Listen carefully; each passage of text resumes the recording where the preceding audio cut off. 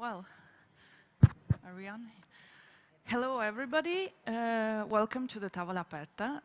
This is one of the 3 special projects that Christine Massel, this year's curator of the 57th International Art Exhibition, Viva Arte Viva, created as an event to give a voice to the artists and to give them the opportunity to talk about their work and especially about their practice, and also to give the opportunity to the visitors to participate in this event.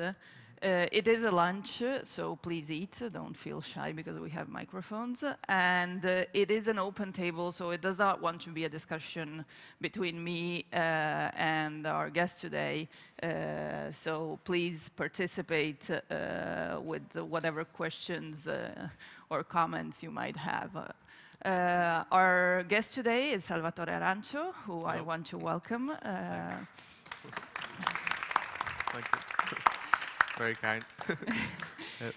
You're exhibiting for the first time at the Biennale, I believe. That's right. In the Pavilion of Time and Infinity at the Giardino delle Vergini, where you have 2 works. One is a video called Mind and Body, Body and Mind. And then there are 3 installations which are called It Was Only a Matter of Time Before We Found the Pyramid and Forced It Open. That's correct. I'm glad you remembered it because I probably would have forgotten it. It's quite a lengthy title. So I wanted to start this conversation by asking you to tell us something about maybe first the video, which is, I think, the central piece. So because it's a video from 2015, I think. Yeah, that's correct. Well, first of all, I would like to thank everyone for being here. It's also a pleasure for myself to be invited. And there's 2 separate bodies of work. Mind and Body, Body and Mind was originally commissioned as part of a group show that I was invited to be in at Whitechapel Gallery. And as part of the sort of live program, they are part of the exhibition, they have a live program. And, they invited me to create something for that. And at that stage, I was doing hypnotherapy. And that was because I have a continuous fear of flying, which somehow the hypnotherapy has helped, but not completely. But so when they asked me to do a performance, I thought, why don't I sort of share this part of my life with the rest of the world? So, I decided to do a performance based on a hypnotherapy session. And the people at the museum, they were really interested in the idea. And at that stage, I had to come up with the theme of the actual hypnotherapy. So I did quite a bit of research, and just by chance, I ended up finding on YouTube a video that is called How to Become a Better Artist. And it was this hypnotherapy session that apparently after 60 minutes of it would have improved you as an artist. So straight away I saw, the kind of humorous side of it, because that was me having to study. I studied in England for like 5 years, and then probably another 10 years before I even got to this stage. And, in theory, after 60 minutes of this video, you could just be improved.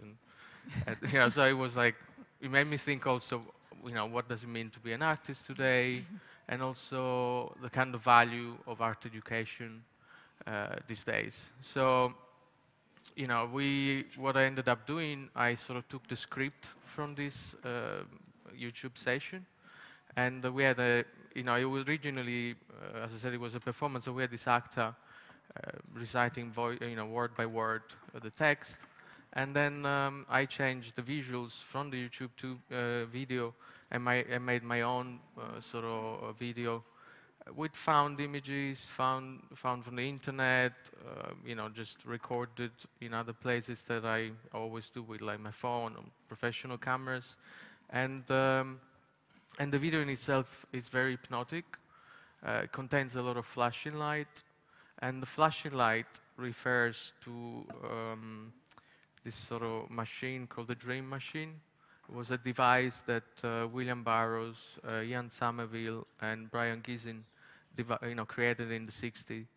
And it was something that, again, belonged to sort of my youth. It's like one of those things you do when you're a teenager. It's sort of get a bit off. So it was like, it's a kind of rudimental machine. And it's like you get a piece of cardboard and you create these cutouts following a specific pattern. And then you roll it, and inside this tube, you place this tube on top of a 78 RPM record player, and then you put a light bulb in it. And when you close your eyes and you get closer to it, this thing rotating is meant to create these flickering lights that's meant to give you some hallucination. And didn't work for me then when I tried it.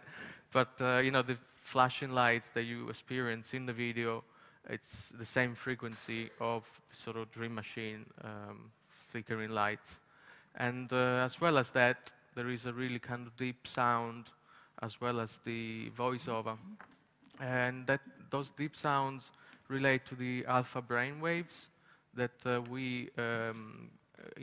brain creates when we have in a creative moment, and also are meant to sort of somehow stimulate creativity. So the whole thing is because Christine invited me with that piece originally. The function of it, if you like, was it's like the last piece and the last pavilion, or trans pavilions as she calls them. It was actually to sort of lift the sort of enhance the sort of experience of the viewers of the Biennale and come out somehow improved as a creative person. So there was the idea behind it. So it was Christine who asked you specifically for that piece? Yeah, she did. I think she invited me, sort of, I don't know, it was maybe June. I received an email, and at the time I was working in Turin, in the little village in the province of Turin, quite a sleepy village. And kindly, these people offered me a space within the factory. I was creating some new ceramic sculptures, and this place is still making these really beautiful ceramic stoves. They're originally from that village. And so I was actually having to embrace this factory life. And so even, to the extent that I could not stay much longer, I had to really fit with a timetable. And I'm not exactly an early starter, so that was the most difficult part, if you like. And I was literally coming out of the canteen from, eating with the other workers. And I received an email from the Pompidou, and, that kind of really was quite a nice moment. And eventually we met up in London, and she then invited me to show Mind and Body and Mind. And the one thing I really appreciated, from Christine's point of view, was that I, discussed with her the fact that at the same time, ceramic and use of clay and sculpture has becoming very much part of my practice.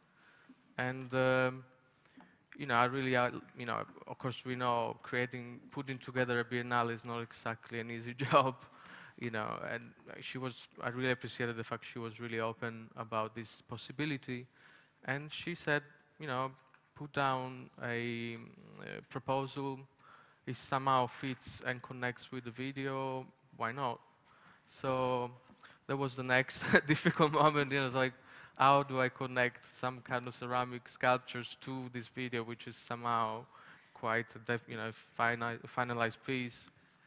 And so, I had this sort of eureka moment where I thought, okay, what happens if I put in practice this video, this hypnotherapy session, and I make these sculptures under the influence of this hypnotherapy session, so, becoming enhanced as an artist myself. So I did these pieces, which you can see they almost in front of the video in this room in the Giardino delle Vergini. And there are 3 large sculptures, all completely made of ceramics. And by the time the idea was agreed and I had to scout for the place, it was already kind of January. So, they're very big pieces. They like, I think, 3.20 meters by 1.80 meters. is the tallest one and the largest one. So, you know, for people that are aware of, you know, what they work with ceramics, it's the drying time, and, you know, there's all sorts of complication related to the size and the shortage of time. And so, you know, we worked flat out for 3 months in this, it was the first collaboration with this workshop that has been working with artists since the beginning of the century, called Ceramic Agati in Faenza.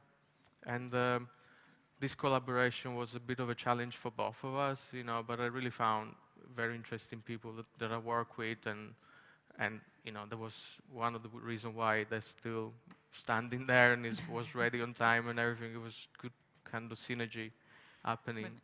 So yeah, and the pieces, you know, the title relates. Yeah, it's quite.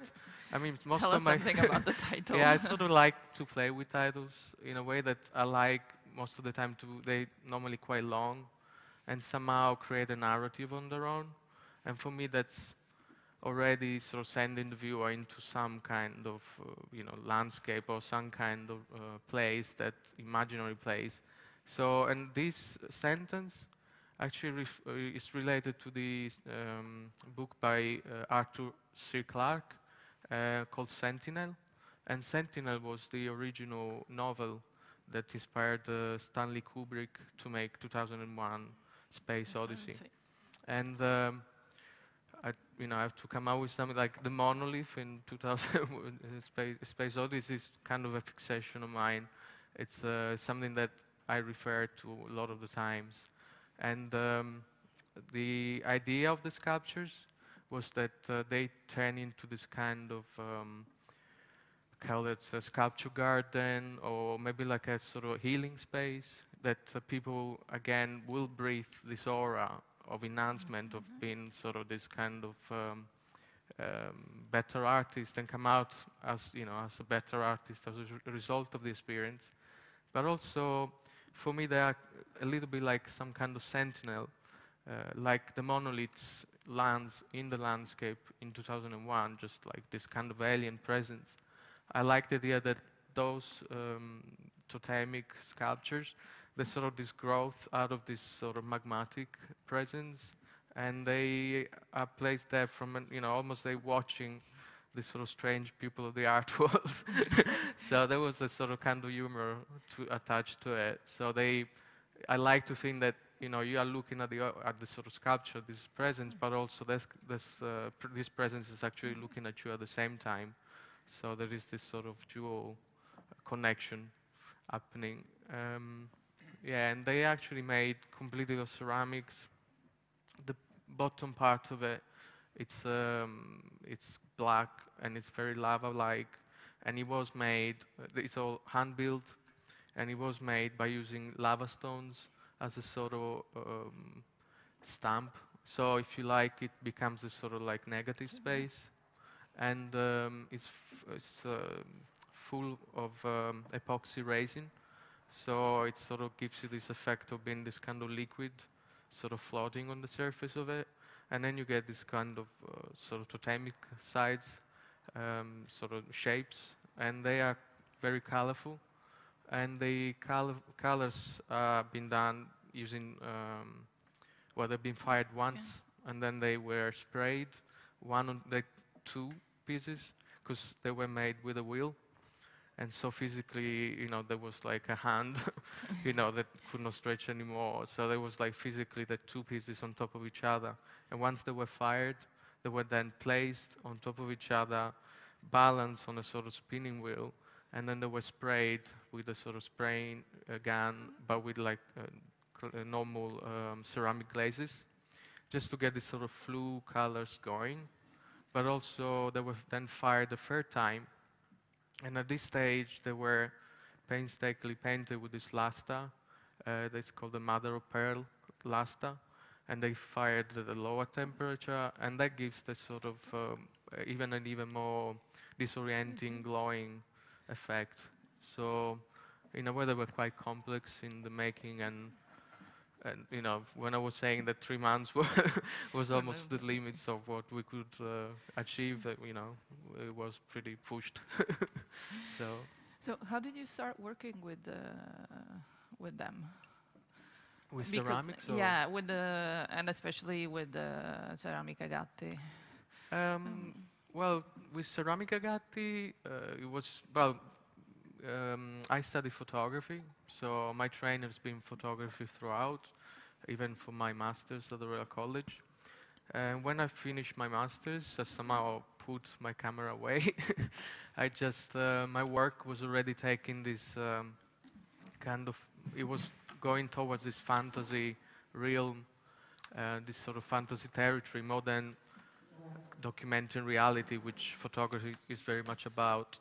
So I was lucky to be invited by another museum in Faenza to do a residency. And this specific residency was, specific for people that never used the material. And they actually wanted to engage with clay and ceramics. And by the time I finished college, I was really dying to sort of having this real feeling with the material and this kind of touch feeling and way of working that I never really had the training before, because being photography you never did. And I was also somehow getting bored of just having this relationship of pressing buttons as opposed to physically touch the material. So I suppose that came at the right time, and I got the bug for ceramics. It's something that I've been doing more and more. And it was also for me the first time that I could create something completely out of my fantasy, and that opened up so many possibilities for me. It was really an accelerating moment. It was really exciting, and I remember the time where I was with it's called Museo Carlo Zauli in Faenza. They gave me a tour of Faenza, which is, for people that maybe not Italian, it's one of those centers for ceramics in Italy. And they have this amazing museum called the MIC. And I remember one of the first things that I saw at the MIC was this sculpture by this Italian artist called Luigi Ontani. And it was this massive, like, life-size elephant with Luigi Ontani sculpture version on top of it, like, I suppose, riding it. And from a technical point of view, I could see how complex that was. And I just thought one day I will work with the people that created these, and this were Ceramic Agati. And when I started approaching them in November last year, they said, "Oh, we've been interested in doing this, because the only time we did the Biennale was with Luigi Gentani." So I thought, this obviously they are the right people, and it did work, in that respect. But for me also, there is a lot of, even though my work is still very much about this kind of obsession with images, I also see a lot of similarities between photography and ceramics. They both have this sort of somehow alchemic quality to it, but also they strongly connect. I mean, I could see the more I saw the two, the more I sort of studied what I was doing, the more I realized that they're both about freezing a moment, if you want, because you mess about with a piece of clay, and and then when you obtain what you want, it's all about firming that moment and firming that sort of thing that is happening at that time. And it's the same when you have this sort of moment in photography, this kind of perfect moment, which then becomes an image. So there was that, but also technically, you used to put your film in the sort of chemical process, and then I eventually got this negative, and all sorts of things could happen between that, and the same with clay. You go through this process, and then you open the kiln, and there's this magic moment happening again. It's like you're really not sure how things are going to turn out, and that's unpredictability for me that makes it very interesting. But I mean, I suppose to photography, I see clay as this kind of material that I always think of a sort of continuous battle between this thing that is alive, because clay, you know, comes into this sort of plastic wraps, and it's all very man-made. But then when you open these wraps, you know, it's this material that it sort of tells you, he's telling you what to do because it dries, he's got his own life, and then it's like, for me, it's like a way to actually, you know, battle this, you know, from happening, like telling the material what to do, as opposed to the other way around. And I kind of play a lot with that. You know, I find that, you know, like sometimes I like the material to influence, or the atmosphere, you know, the elements of the atmosphere to actually force something to happen, you know, or kind of facilitate that, you know, something that I want to achieve. So it's a continuous battle, but you know, it's a backward and forwards between me and this raw material. So. Does anybody want to join? Are there any questions? Could I just kindly ask you to use a microphone? Could you please pass one? May I ask if you have worked with the soft side of things? The what? The soft side of things. All your ceramics are very hard. It's one extreme to the next. Have you worked with soft materials? Yes. Soft materials in like textile or something?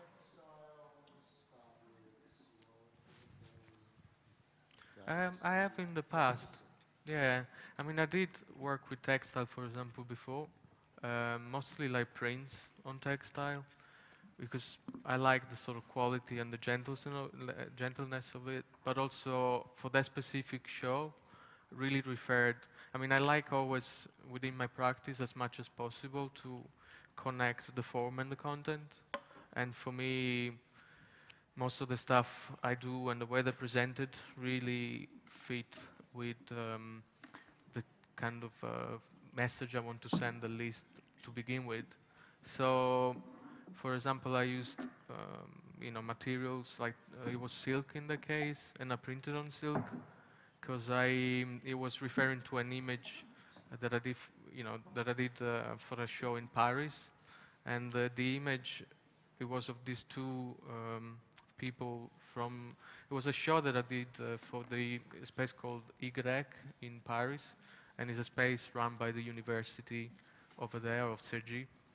And I did a kind of like a year-long research into this park that is in the outskirts of Paris, and it's called Les Jardins d'Agronomie Tropicale of Nogent-sur-Maine.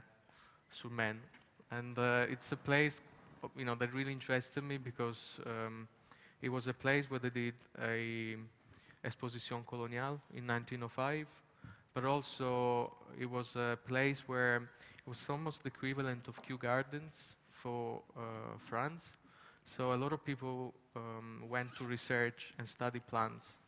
And you know, I actually had the luck that the person that runs the archives of this place is also an agronomist.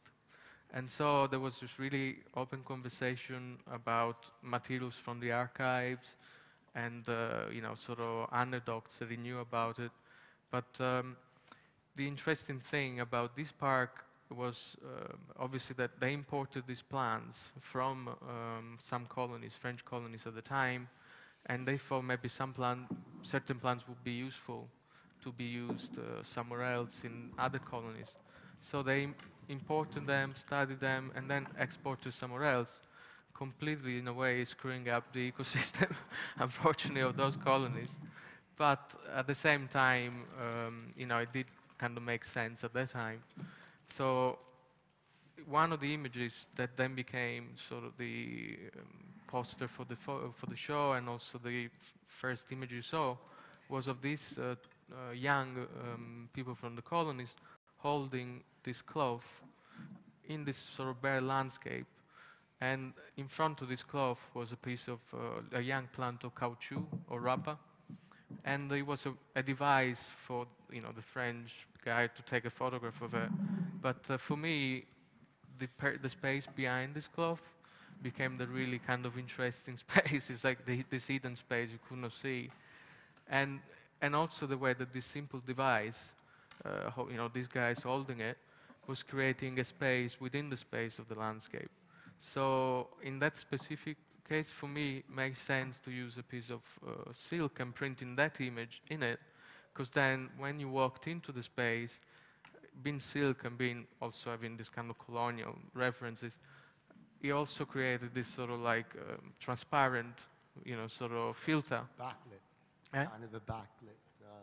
Yeah, you kind of create this sort of like Translucent. yeah, it was like transparent, so you could see the rest of the space, but also it kind of changed the first experience of walking into the I know space. exactly what you mean. Yeah, oh great. Okay, then I can stop. So,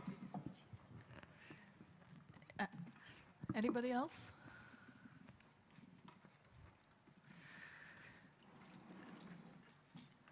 So the totems, the sculptures you made in ceramics in the Yeah. Giardino, the down part, it's a sort of cast. It takes the lava rocks, which is quite an inspiration for you, right? yeah. That comes, I think, from your being from Catania. Yeah. And, but you use it, I think, quite a lot in your work as an Yeah, I think, inspiration. I mean, in a funny way, I sort of, when I finished the Royal College, I started this series of etchings that I've been doing for a while, and they were about creating this collage out of these found images in this book of geology. Yeah, Wonders of the Wonders of the Volcano. Wonders of the Volcano, Yeah. which you put also in your Unpacking My Library That's right. list. Yeah, that was So my tell us something about that book. Yeah, well, first of all, I realized, just that by chance, in a sort of almost organic way, I start talking about my upbringing and the landscape that belonged to my upbringing, because I grew up under the volcano, sort of in Catania, and the work that I was doing at university, well, at the end of my studies, was very much about this bare landscape, and as part of my practice, I collect books, and most to do with like geology, volcanology,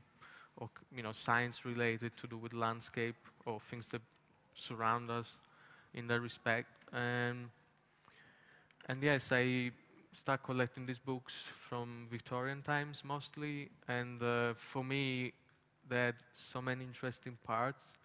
First of all, they were the first attempts for us to understand what's around us, which is one of, I suppose, humans' obsession. And at the same time, it was so early in this research that they were so inaccurate. And they were just opposing this continuous mythology, popular mythology, with the beginning of this scientific knowledge. So that was already like a sort of interest for me. But also the images within that, they were almost like forgotten and put aside, but they had such beautiful, strong visual quality that I really wanted to work with them, make them my own. So I decided to kind of start scanning the images from these books, and through digital means, I start composing my own landscapes by creating collages of different images into one. And so the actual thing that I did first of all was to get rid of all the sort of human presence within these images, so to almost like avoid this sort of like you could not refer to a specific time. They became almost like timeless, and it's something that this kind of I like the viewer to not be sure each time I make something most of the time, or where it was made, on which specific time throughout my practice, really. And in this case, they sit in between this kind of perfect balance between a beginning of the world, or maybe this kind of dystopian end of the world, sort of future. So, when it came then to sort of think about how am I going to present those pieces, I decided to turn them into etchings again. So for me, it was like a way to sort of close this circle, because you know, I could have just print them in some other ways, and I discovered this process called photo etching, which is a combination between photography and etching, and it was used to begin with to print images in newspapers at the turn of the century. And so the output looks like an etching. So most people that look at those images might think they are from another time, but actually they're contemporary. And so they play with time in this way. And I was asked by these people in Rome to do my first publication, and I decided, why don't I share the first book I collected with the rest of the world again? And so I decided to publish Wonders of the Volcano. And this time, what I did, I extrapolated the images from the book, manipulated them, creating my own collages out of different images, reinserted them in the book, the same spot where they were originally. And so it was quite a subtle alteration of this book. I mean, you looked at it and you sort of think, even the way it was quite, we were quite careful in a way that we presented it looks like a book from another century. But then when you start reading the captions, they don't really coincide with the image. So it's this kind of strange thing happening. So it's a very subtle alteration, but it was like a way for me to appropriate and share this book. So. Yeah. Could you please? Yeah. Is that on? Yeah, it's on. Yeah. It's on. Yeah, so I think you just started to hint at something very interesting about your long process of research. Yeah. And the influences that you have from where you're born or where you grew up. And how you stop that from being just becoming a narrative through the work, in a sense, if you have to make an effort, or if it's something that you achieve through the kind of randomness of choosing certain processes.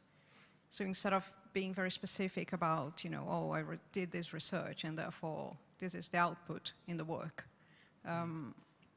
You see what I mean? Is some artists, they sometimes they go down the road of narrating things in a more obvious way.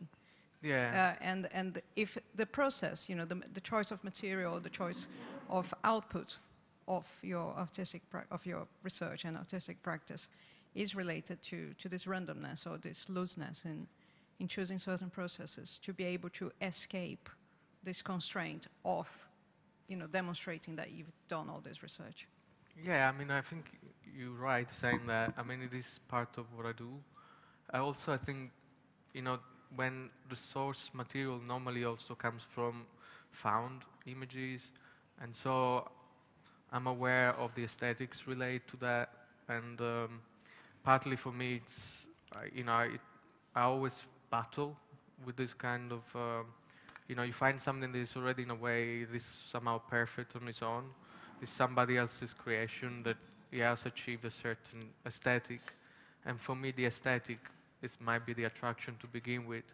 But then it's always, like having to find how I can translate that to something that is more personal and more, and it takes that original source material into something, translates into something different.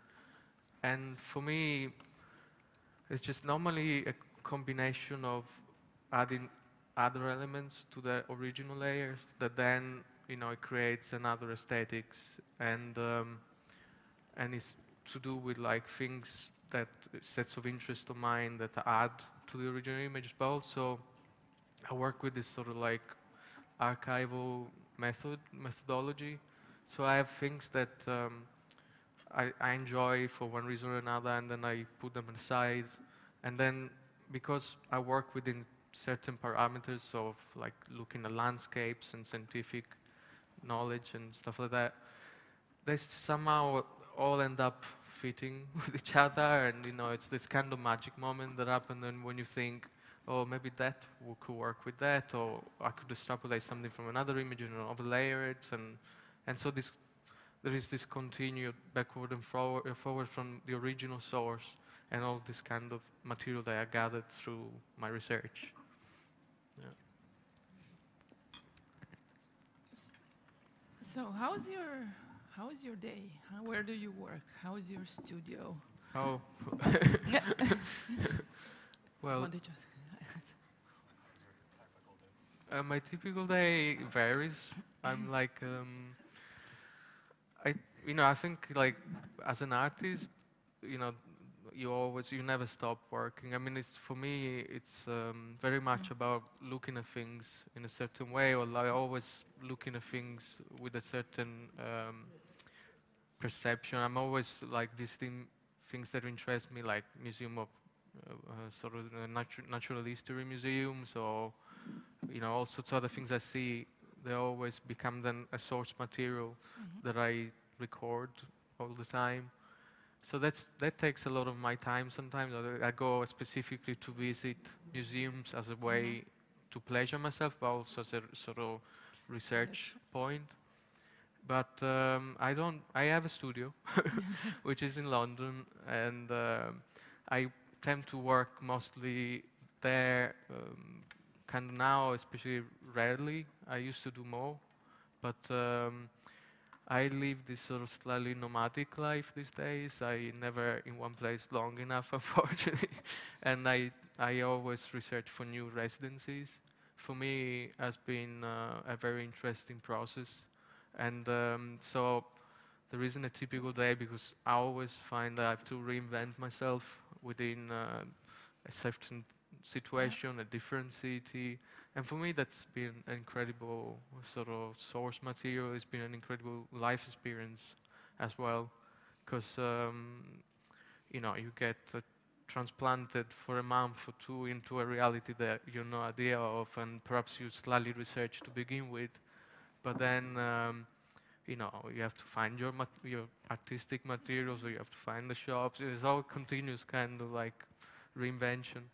But also for me, it's like a great opportunity to know how people live in these other places, and somehow always confront myself with that, and what I am, and what they are, and what I could steal from them, what perhaps they could take from me. It's kind of this kind of exchange. So like I don't really have a normal like a studio practice in a way. I have this sort of, at the moment at least, this kind of nomadic life, especially because I don't have a kiln on my own, and I do a lot of ceramics these days, so I sort of base lots of the time my ventures outside London based on where I could produce work. So. Yeah, there was 2 questions. Who do you think are artists which have influenced your work in the past, and who are the artists, contemporary artists, who interest you, or where you would be interested to go to a show of them and see what they have done recently, or go to their studios? I think my inspirations came from different sources. I mean, originally I grew up in Sicily, and a lot of my original inspiration came from like cinema, like people like Derek Jarman or Visconti. This kind of, we were lucky enough to have these like long seasons of films in the summer in Catania, and so they really actually opened up a lot of my imagination in all sorts of ways. I think it's sort of people like Fontana. I mean, like from like the ceramic point of view, I love people like Ken Price, Fontana, the big, Leoncillo.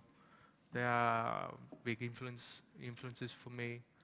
In terms of like contemporary, well, obviously also music has been a huge influence for my work throughout.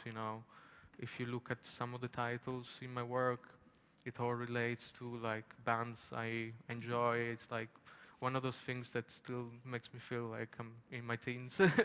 That like keeps me like young and going. But I think music, definitely people like Coil or Broadcast or there's so many craft work, you know. I had the pleasure of seeing them last week in Turin. It was like, I was in tears for like, quite a bit of the concert, you know. But other artists, I'm like contemporary artists now, there's a lot of people that I relate to. I mean, probably now you got me on the spot. I wouldn't like to be unfair because a lot of them are luckily now friends. But there's a lot of, you know, people like, also like Franz West, which is also in the show. John Waters is also in the show. There's a lot of like people that I admire and people that are still making work that are really into. Penon as well. Yeah. You wanted to ask a question also, yes. On the count of all your travels, is there, or will there be more of a political component to your work in the future? It's an interesting question. I mean, I think probably the most political piece I made is this one I was referring to that I made for this show in France, because I realized, you know, I was being invited by this in this place called Le Récollet. It's a residency that Institut Français and the Mairie of Paris did, and I think they're still doing. And so you get a lot of studio visits.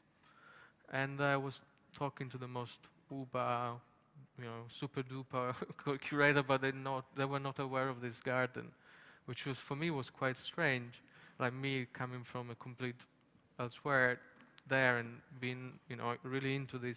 And I realized in that case that, for example, you know, colonialism in France is still a bit of an issue, and it's still something that perhaps is not, well, you know, it's not an easy subject to deal with. And I realized that my work, in some ways, from this botanical kind of take on this colonial, you know, because we talked about somehow interfering with the ecosystem of the colonies. I think that, for example, was, for me, the most political act I've done. But at the same time, I feel like my work being somehow really about taking the viewer to some other kind of landscape or imaginary space could be seen as political. You know, it's a way to escape from this everyday and to be taken to somewhere that we don't really know, or it's complete imagination. So, I mean, maybe my work could be seen as political, but you know, it's not something that I intend to do like directly. It's not, you know, political work.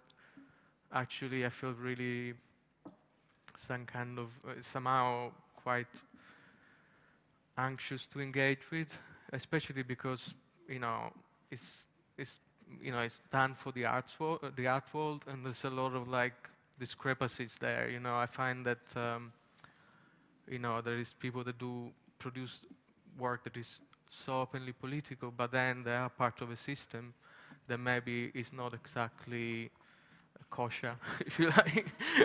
So I'm just I have a problem with that. So I don't tend to like political work as much as other people do, but I can see why some people find the urge to do it, but it's not something that I want to somehow engage with directly. Yeah. Yes, please. So yeah, we've been talking about Sicily in relation to materials, landscape, and being a Sicilian myself, now living in London, I was wondering, what is your relationship to Sicily nowadays, after having been abroad for so long, especially to the social situation and maybe to the artistic scenario, because it's very challenging, I guess. Yeah. Well, I left Sicily when I was 19. I lived in London now for 23 years. And when I was in Sicily, I did not really enjoy it. I mean, it's like, I suppose it's to do with being a teenager. I think you never enjoy where you are, even though you might be in the most cushy, the beautiful place. The only time when I start really looking at Sicily with a different eye was when I actually had this detachment. I moved outside of it, and I was lucky because British people, in the UK, they are they're in love with Sicily, so they actually made me feel kind of like positive about it, because you know, in Italy itself, for example, there's still this kind of discrimination between this nonsensical thing about north and south and all of that. But you know, actually, when you go to England, for example, people, you say you're Sicilian, they go this kind of, oh wow, exotic, you know. So they really like engage with them, makes you feel like special in a way, and also it makes me start looking at my upbringing in a completely different eye, and for me that made me appreciate things much better. I mean, it's not perhaps a place where I would like to live. Unfortunately, I just still feel that, but probably it's a problem with all the, I mean, I kind of like Britain because to a certain extent it's quite a meritocratic place, and I achieved what I achieved out of hard work and, you know, without any other sort of reasoning. And I still feel like, you know, there is still a problem in Italy or in Sicily. We like achieving things just out of artwork, and you know, there's also like so many difficulties that I feel like life is too short. I got enough problems in my life as it is, but I enjoy going there very much, and I still have a lot. You know, my family's still there, all my family, friends. So you know, a lot of them I've immigrated somewhere else, but there's times like Christmas where we all get together, and it's like nothing has changed, and time hasn't moved. And it's like, you know, there's also so many other nice aspects of the island. And the landscape is definitely still there somewhere, you know.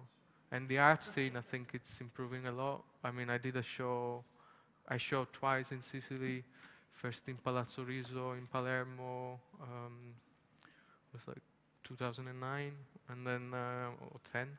And then last year in Castelbuono, near Palermo again, Erice, this side of thing. And so that's, but it's, you know, I really enjoy the exchange there, and the art scene is much more different from where I left. You know, there's so many new curators, new spaces, and interesting programs as well. So yeah, I can see it going up. Yeah, please. What do you think about the Brexit? And so, Oh, don't. it's only because I think it's changed something about for the artist in this moment in London and in Britain. Because I don't know. No, I'd like to know something about you. For friends that know me, Brexit has been like my nightmare thing. You know, it's just like I've been having a lot of like sleepless moments. You know, because going back to my nomadic life, I mean, there's strange things happening. First, when I was for the opening here, the British Council actually recognized me as a British artist, and it was a real nice touch. You know, I was like, now, when things are moving in the wrong way. But actually, I really felt, because again, I always been treated as a UK student, because by the time I started my study, I was already there for 5 years, and that really helped my career a lot. But you know, you always feel like this kind of, because you know, as opposed to other places, the UK has got such a strong history that you always feel like an Italian in London. But at the same time, you know, this discrimination is not really in your face, and there's not been any discrimination in my case. Also because I feel like if you move to another country, you really have to embrace the culture. You cannot, you know, being a stranger, you know, all the time. And the reason why I ended up in the UK was because since the age of 14, 13, I was always interested in British culture, music, cinema. You know, also my sexuality was like much easier to be where I am in the UK than it would be in Sicily, and you know, and so that was for me like something that really helped me in all sorts of ways. But now I find that things have changed, and because, as I was saying, the last 5 years I've been living this nomadic life, and now I'm thinking like I really should do something about becoming a resident and maybe even getting a citizenship. And I feel like, oh, maybe I took too many days off. So I'm like really trying to kind of start working on that. So it's not been like the most pleasant thing for me, unfortunately. And also, I don't know, I just feel like, I mean, as I was saying to somebody earlier, I just don't really feel the sense of nation. And this kind of, I always draw, yeah. I mean, it's like completely nonsensical. I mean, this new nationalistic ideas going on so strongly. I mean, I feel as Sicilian as I am, I suppose, British. I mean, I feel like I'm this kind of strange hybrid, you know, and I don't feel like stronger about Italy or, you know, or Britain. For me, it's like, why who you are, you know? It's like, I find this completely nonsensical. You know, hopefully there will be this crazy reversion, but I don't think it will happen. Sign of the times. Unfortunately, maybe Yeah. not. Yeah. Yes. Do you want to ask a question? Yes, please. Yeah. Yeah, I'm surprised that you work in London. How does the bad side of London, meaning for me, London is symbolic of everything that's wrong in British society. The gross and surreal expression of wealth is, in my opinion, a shithole. And I wondered how that you find peace and calmness to work in such an environment. Yeah. I don't know where you are. Well, I think the London now, I don't know, you may be born there, I don't know, but I moved there in '94. And the London now is not the London I moved in '94. That's definitely something that has changed. And I agree with you, you know, 99%. I mean, it's like it's become very money-driven, super gentrified. Everything is becoming like what I call a shadow gray. You know, it's like different shades of the same thing. And for me, the actual interest and excitement about London was this continuous juxtaposition of this sort of like different parts of society, different cultures. And that's what it drew me to live there. You know, I was like super excited. Like for me, it was like so many alien things, you know, that I got to know, and you know, and now it's becoming less interesting, definitely. But it's still like a place where now I lived 23 years ago, like close friends, and I think you can still, anywhere you are, you can still find your own little karma, your own little like space. And also been lucky enough to be able to travel a lot through my work. So you know, you feel like you're not always confronting yourself with this negative side, you know. But still, you know, it's one of those only places where you could travel on the underground and you know, travel like nations food-wise. You know, you could go to one area of London and you could eat that specific Indian food from that specific region. That's quite a unique place, and so you can find yourself like still engaging with part of the community that, you know, that's nothing to do with the bigger picture that perhaps is not as exciting that as it was 30 years old or 20 years old, you know, ago. So, but I still like it. Yeah. There's, yeah, please. One question here and then another one there. Go. Do you want to go? You want to go first? Come on. Thank you very much. Living in London, me too, the last year, and being a sculptor also, I've been like having some problems with space and size of the work. I'd like to ask you, how do you get along with the size of the works, and in workshop and in transferring or creating even? Yeah. Is it like you do works like site-specific works, or how is it actually? How do you cope with it? Yeah, no, it's actually, my studio is tiny. So it's like I don't actually make that type of work in my studio.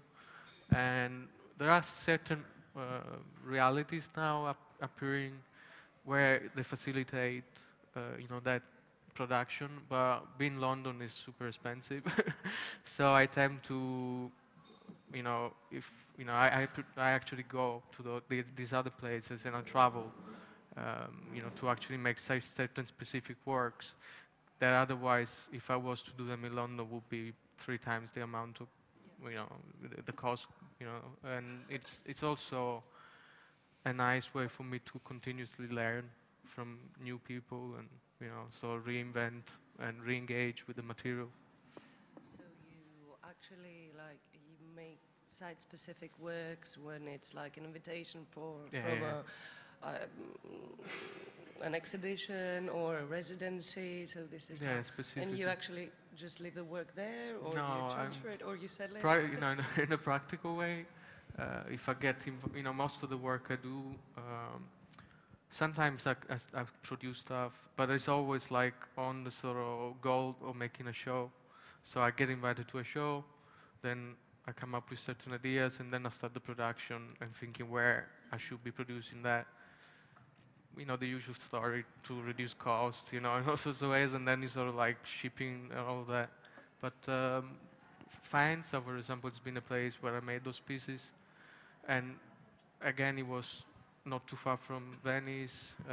They had the skills to help me out producing this work, and once the show finishes, they end up being sort of sold.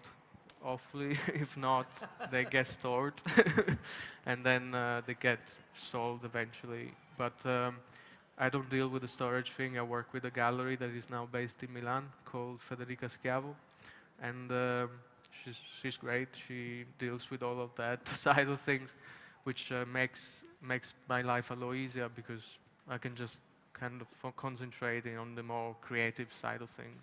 Yeah, because when we have to do with size, maybe we have an idea, but it might not be easy to produce it because of the size. So size has not restricted you in any sort of way, producing the work in small sketches or miniature, small sizes, and after them, it's like, I think it's like, I suppose your career grows, maybe not necessarily your work grows as well. It's like, I think there is fundings, there's like, to produce something like this, there is a certain cost, and you find yourself in a point in a career where you could actually produce that. Maybe I could not even think of doing something that scale 5 years ago, 10 years ago, but now it's like, something that. But again, it's, size is not everything. It's like, it's like, it wouldn't make sense for me to do this way, creating the statement, because I really wanted to have this sort of relationship with the viewer, that it would be different from something that perhaps, is very small and kind of more intimate relationship. Yeah. Because I saw your work in the Giardini, Could you keep it a bit closer? Your work in Giardini was big, and it's not always easy to have big works in every space. Yeah. Well, in a way, I think, although it's in the Giardini della Vergine, which is a little bit a sort of hidden corner, but for me, actually, it really makes sense to show it there. A, because it's outdoors, and it's kind of like growth out of nature in itself. Because I always work with ceramics, thinking, it's a material that comes from nature, and, through my manipulation turns into nature again in some distorted way. And for me, that made sense to show it there, but also having this kind of idea of this healing space, this kind of healing garden, And also, I don't think it would have worked in most of the places in the Arsenale indoors. It wouldn't have had the same impact, Yeah. Okay, there's a question there. Yeah. First of all, this is, I think, one of the coolest things I've ever participated. So really, I think this is truly awesome. Curators and all the crew this is really cool. Second, we have to thank Christine myself for this. Yeah. This is really cool. It's a great opportunity. Second of all, I don't know you. Okay. True. You do So now. this is a great occasion, and I will Google you because Okay. I mean I feel embarrassed. Third thing, this is a real question. I've got two questions. The first, what do you think about interactive art with, I mean, making people, the spectators interact with your own work pieces? Have you ever done it, or what do you think about it, like a general opinion? And second of all, second question, is there like a recursive theme in your art pieces? Is there like a main point, like a recursive theme? Yeah. That's it. Thank you. So when you say, you mean about like what you call CGI, this kind of like computer generated? No. Even, I don't know, mechanical. I mean, or interactive as in interactive. Like anything can be interactive. It can be even passive, like non-electric. I think. I mean, how important is like the interaction of the people who look at your art piece with your art piece itself? I mean, for me, it's I put the viewer first. I mean, there comes the idea, but also for me, the work. I think I like to think they're quite seductive. I mean, there is somehow a first an engagement with the work, which could be totally visual and totally static, and I'm quite happy with people just to interact with it in that respect.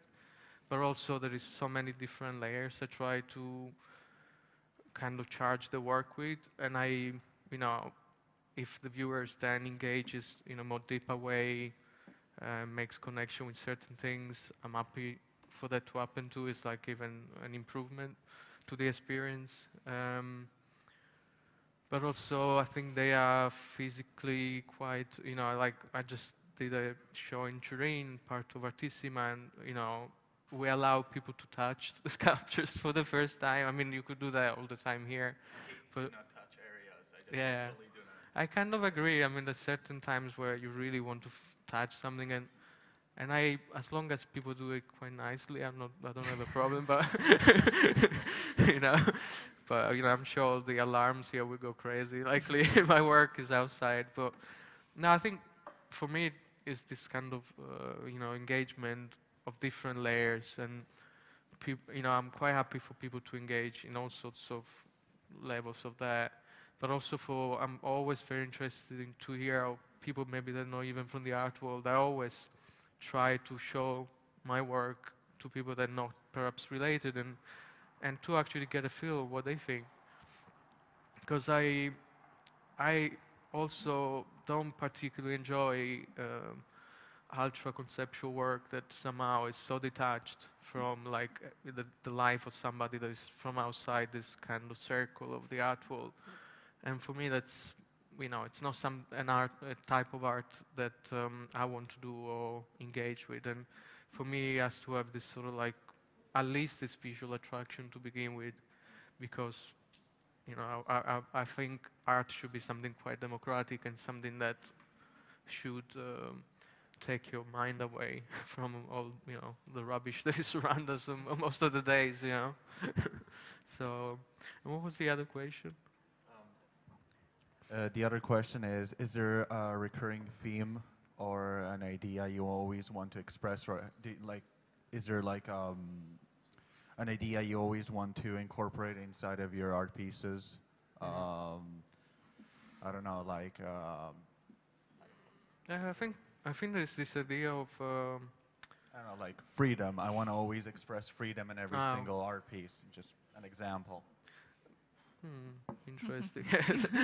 No, I think the drive of my work is mostly to do with like this kind of obsession to understand what's around us, and somehow how we create an aesthetic as a result of that, and I engage with this aesthetic to make the work. In terms of a theme, probably it's this idea of being transported somewhere, this kind of idea of this, imaginary landscapes, or somehow this idea of this journey to somewhere else. So maybe this kind of, transportation into something else. That's probably what I like to achieve, or at least aim to achieve with the interaction with the viewer. Okay. There's one more question there. I'd be interested to know a little bit more about your pathway to psychedelia. Oh, okay. I just try to keep it. Okay. I just trying to keep it clean for like before I get arrested. No, it's. I think. I mean, because I was influenced as a teenager with music and certain types of cinema and alternative culture. I think I always, drugs have been part of my, youth, and it's something that I don't do anymore. It's just something that I always think that you have to try things once in your life. I'm a strong believer of that, and for me that was like a pattern I have to go through in my youth, and so this idea of hallucinogenic drugs and somehow was part of my youth, but it's not something I enjoyed it, to be quite honest. But it's an aesthetic that I enjoy, and also music-wise, psychedelic music, and also like trance, state of trance in music. That are something that I'm interested in. But it also relates to my interest in nature, and how nature has, through the years and the centuries, has been the theater for this kind of experimentation to happen, and also this idea of becoming, sort of lose yourself, and how nature has been always been one of the favorite places, the forest, the sort of mountain landscapes, that kind of thing. So that's somehow brings me back to this idea of my interest in landscapes. Okay, so yes, one question. I had a lot of questions before, but I hope to have the time later. Now, where is your inspiration going to bring you? Is to express, I don't know, what you were saying before about Brexit, so your disorientation now in your life, or is for a material you haven't experienced, something that is a challenge for you, a material you haven't worked with, or are you thinking to do an installation in Italy? I don't know. What is your inspiration now? I think personally, as I said before, I don't really do political work, and the sense of disorientation. I mean, there's certain parts of my life that they are mine and they're completely private and detached from what I end up making. But definitely, I will carry on this idea of the landscapes, but also trying to think. Maybe more research in the materials would be something that would be definitely interesting to try out. But there is a particular one that you would like to challenge, that is a challenge for you, something you haven't ever tried. I haven't really thought about. Maybe glass would be something that I'd be interested in, and maybe more about materials, tapestries, something like that. But I think more about places I want to be, more than the actual materials. I think the materials come as a result of me being in certain places. So, we were saying earlier, I've applied for a residency in Hawaii, specifically because even this work here in the totemic, sort of structure of this reflects a park in Hawaii where these trees, native trees, were petrified by a lava flow, and they created this kind of crazy shapes.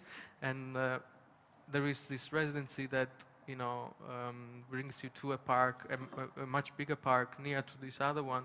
So I would like to research that and maybe do a bit of research on this other one. And I think the experience of going to these places then it sort of inspires the material you might be using. So is the place that suggests you the next step? It could be everything. Totally. I mean, it's not exactly a site-specific thing, but it sort of draws a lot of the inspirations and the material use as a result of experiencing certain places. So that's probably how I would think more than, I want to do this material, I want to do this. So after Venice, where are you going to be? Oh, well, good question. It's like there's quite a few things that I haven't got the answers, but they almost there. So I would be silly to disclose. But it's probably a lot of work will bring me back to London, and also I applied for 2 residencies, one in Germany and one in Hawaii, and there is also a project in Matera, probably happening soon. And there is a group show that is going to go into Wales and other bits in England, and then who knows? Yeah. Okay. Are there any? So, if there are no further questions, I want to thank Salvatore for this wonderful conversation. For sharing so many things with us today, and also thank our guests, and enjoy the rest of the day and the rest of the exhibition. Thank you, everybody. Thanks. Oh, the end.